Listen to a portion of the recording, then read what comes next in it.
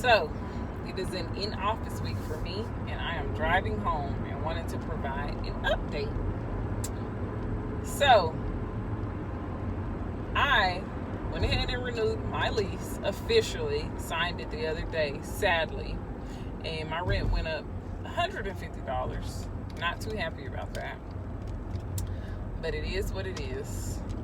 I had no other choice but to do that. However, while I was in the process of negotiating my lease, because I actually held them off down to 30 days, whereas I was only supposed to have 60, I was able to speak with the retention specialist through my property management company, and I was able to hold off for 30 days to see if I would find a home. But of course, I still never found one. So these people had my house on their website for rent for freaking $2,000. $2,000. Like, they have seriously lost their mind. Now, they are one of those corporate property management companies, okay? So it's very hard to speak with anybody. I had to call multiple times to get back in touch with the retention specialist I originally spoke with. And then I tell them, I was like, hey, y'all do know y'all have my house online for $2,000. And they're like, oh, that was a mistake. We thought you were moving. We never changed the request. So they fixed it, of course. But I just want to pause for that number real quick. $2,000. My home is falling apart. The home I'm renting is falling apart. And they literally are trying to charge $2,000 a month for that house. And you already know they wasn't going to do nothing but go in there and put some fresh paint up and rent it out to somebody else for $2,000. Like, they're crazy. The fact that they raised it up $150, I'm not happy about, but whatever. Because I'm on a budget. I live my life on a budget. I have 5 kids I'm responsible for, and a husband. We live on a budget. There's 7 people in our household. So even raising it up by $150, that still hurts. I know some people got theirs raised a little bit more. It still makes you have to adjust your budget. Not to mention inflation and everything else. But I'm just shook that these people really tried to have my rent raised up for $2,000. They would have been better off trying to sell the house and got somebody to buy it and redo the house. Like, that was just completely disgusting to me that they thought they could put that house for rent for $2,000. That's just crazy to me. I would never rent that house for $2,000. I wouldn't bat an eyelash at my house and rent it for $2,000. Now, I am grateful and I am glad that I have a place to stay, but you still have to be reasonable. You still have to be reasonable with how you spend your money. So if something is just unreasonable, you can't rock with that. And that's basically the situation I got in with the home buying situation.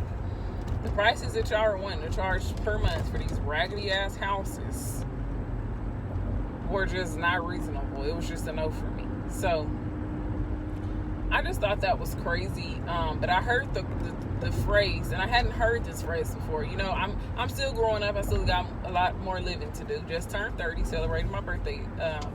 Well, all weekend. I just turned 30. But anyways, I heard the term corporate property management company the other day. I'm actually going to be watching a 60 Minutes episode about corporate property management companies that are going and buying up houses and then reselling them. And then people like us can't find an affordable home. So, you know, I'm not going to solely blame it on them. You know what? Because I'm sure it's somebody even higher up than them that has control of the issue and is pulling the puppet strings. But I'm going to now have to go, my as it relates to NACA, my qualification was expiring in July anyway, so I'm gonna have to get requalified. I'm probably gonna start my process of getting requalified probably either towards the end of the year or early, like either, if not in the fall of 2022, it'll be in January for sure, because I know that I won't have a hard time getting qualified because I have my documentation in order. There's nothing squirrely going on in my life that I would have issues getting documentation.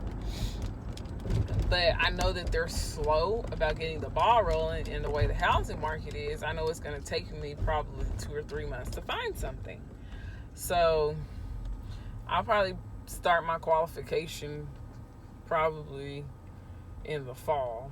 But right now I'm enjoying having a break from NACA, because NACA was stressing me out looking for a house. I'm not even gonna lie. Like, it was a lot of running around and just all over the place. And honestly, NACA wasn't even a problem. Like I said in a previous video, it really was just the housing market. So I'm going to keep following housing market trends. I may start posting video about what I'm researching regarding the trends, what I'm finding out.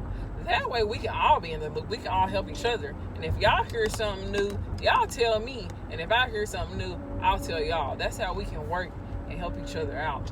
I apologize if I'm rambling, but you know, it's been a long day. I'm just chatting and speaking about what's going on with my experience. So hopefully my rambling doesn't bother you too much. But I definitely think I'm going to keep up with knowing what's going on in the housing market, because honestly, I didn't even pay attention to what was going on in the housing market until I actually started looking for a house.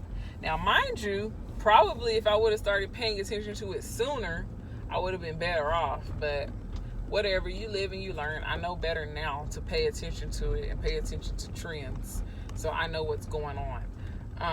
But I'm getting ready to get close to my house and go in my garage. So if you watched thus far, thank you for watching.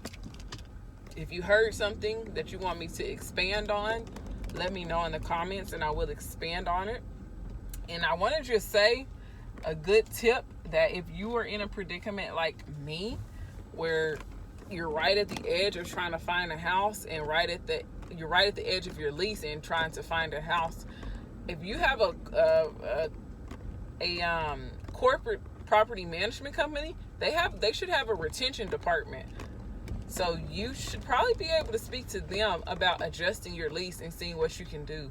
But in my situation, they weren't trying to budge. They like, if you're not going to do 60, you need to do at least 30, or you're going to be paying a month-to-month rate. And they weren't willing to budge on it. But your situation may be different.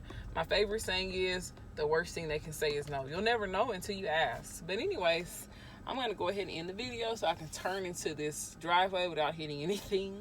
Thanks for watching.